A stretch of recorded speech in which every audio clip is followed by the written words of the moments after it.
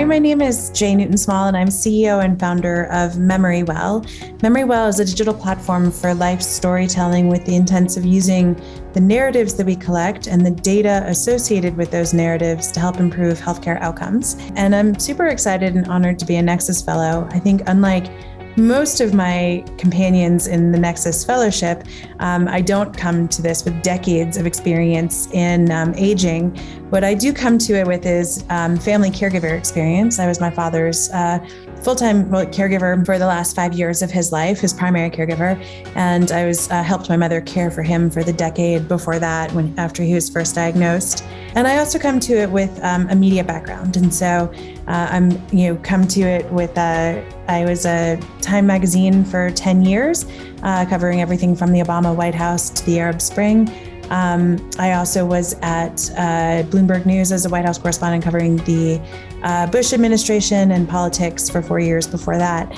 And so I think I bring a little bit of a lens of how the mainstream media thinks about topics and how they view this particular area of aging, and a way to sort of translate sometimes, because like any expertise, folks can get a little wonky, and it's always good to have somebody who can translate that into, as my editor used to say at Time, something that a 10-year-old in Singapore can understand.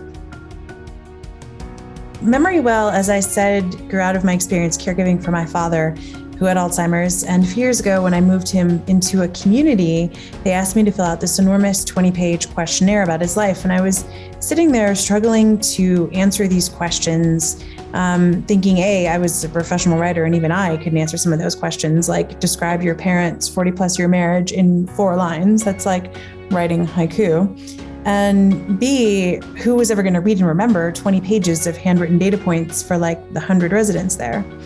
And so instead, I handed in the form blank and said, look, I'm a writer. I think it's just easier for me and easier for you if you just let me write down his story.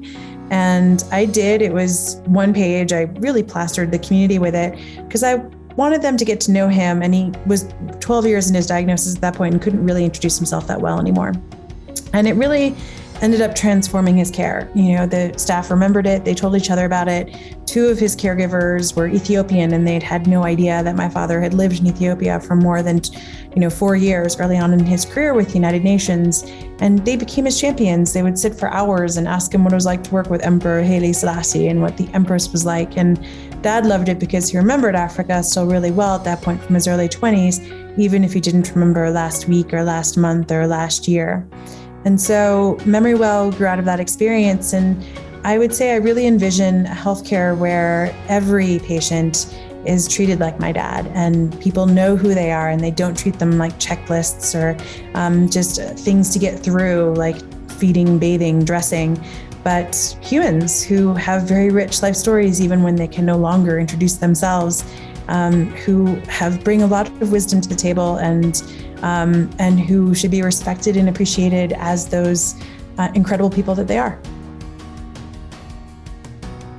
Some of the biggest challenges that I see facing the industry right now are really just a leap to modernize, honestly. Like when we first started out in the industry and we talked about our data being incredibly powerful, we found it really frustrating to get anybody to listen to talking about data. They even today, it's really hard for people to get their minds around how data might help their companies, how the data around their patients and around even their staff could help them better manage, better prepare, better get ahead of issues. And it's, I think, sometimes frustrating because it's a very reactive industry. Like they're just constantly on their heels reacting to things.